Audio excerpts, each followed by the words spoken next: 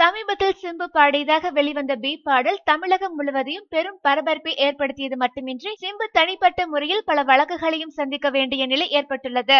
இந்நிலையில் மகாபாரத்திலேயே பி பாடல் இருந்ததாக சிவகுமார் பேசிய சொற்பொழிவில் இருந்து தான் தெரிந்து கொண்டதாக நடிகரும் இயக்குனருமான பார்த்திபன் கூறியுள்ளார். சென்னை மழை வெள்ளத்தால் பாதிக்கப்பட்டவர்களுக்காக பிபி பாடல் ஒன்றை பார்த்திபன் உருவாக்கி அதை தனது யூடியூப் சேனலில் பதிவு செய்துள்ளார்.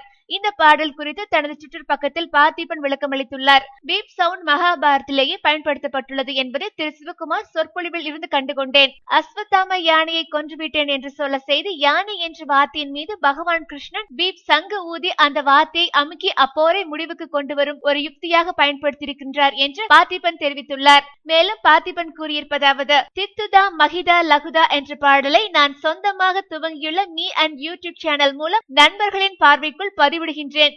நன்றி என்று பார்த்திபன் கூறியுள்ளார். மேலும் சினிமா செய்திகளை உடனுக்குடன் தெரிந்து கொள்ள கீழே உள்ள சப்ஸ்கிரைப் பட்டனை அழுத்தவும்.